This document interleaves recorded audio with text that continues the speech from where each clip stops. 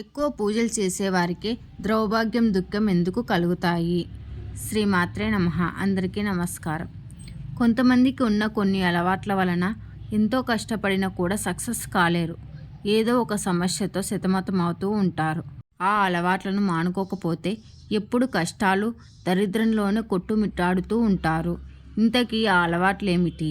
వాటి వలన ఎలాంటి నష్టం వస్తుందో తెలుసుకుందాం. అంతకంటే ముందు నా వీడియోకి ఒక చిన్న లైక్ చేసి షేర్ చేసి సబ్స్క్రైబ్ చేసుకోండి. జై దుర్గమ్మ అని కామెంట్ చేయండి. కొందరు ఇంటిని శుభ్రంగా ఉంచుకోరు. ఇంట్లోని వస్తువుల్ని ఎక్కడ పడితే అక్కడ పడేస్తూ ఉంటారు. ఇంట్లో బూజులు అలగూడు వేలాడుతూ ఉంటాయి.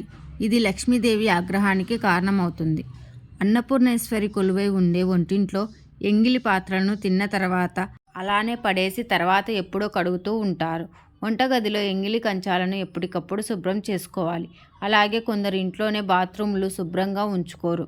అలా బాత్రూమ్ శుభ్రంగా లేకపోవడం వలన దరిద్రం పట్టుకోవడమే కాక అనారోగ్య పాలు కూడా అవుతారు. రోజు వాడే మంచం బెడ్షీట్ల బట్టలు శుభ్రంగా ఉంచుకోవాలి.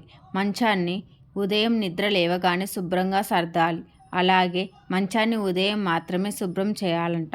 రాత్రిపూట శుభ్రపరిస్తే ఇంట్లోకి నెగిటివ్ ఎనర్జీ వస్తుందని పండితులు అంటున్నారు. కొందరు తాము తినగలిగిన దానికంటే ఎక్కువగా పెట్టుకొని వదిలేస్తూ ఉంటారు. ఇలా చేయడం అనేది పరబ్రహ్మ స్వరూపమైన అన్నాన్ని అవమానించడమే అవుతుంది.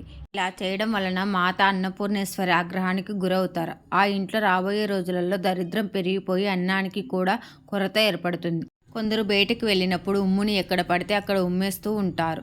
ఈ అలవాటు ఉన్నవారు శనిదేవుడు ఆగ్రహానికి గురికాక తప్పదు. ఇలాంటి అలవాట్లు ఉన్నవారి ఇంట లక్ష్మీదేవి దూరం అవుతుంది.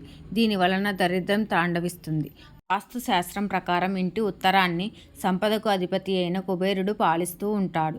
ఇంటి ఉత్తరంలో నల్లటి వస్తువులు పెట్టకూడదు.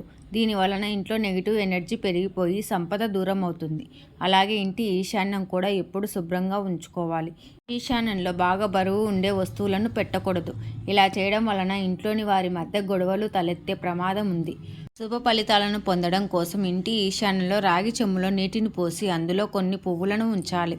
మద్య పానీయాలు వంటివి ఇంట్లో ఉంచడం కూడా మంచిది కాదు. ఇది లక్ష్మీదేవి ఆగ్రహానికి గురి చేస్తుంది. సుమంగళి స్త్రీలు ఖచ్చితంగా పాపిట్లో బొట్టు ధరించాలి. స్త్రీలు ఉదయం లేవగానే దాన్ని ధరించండి.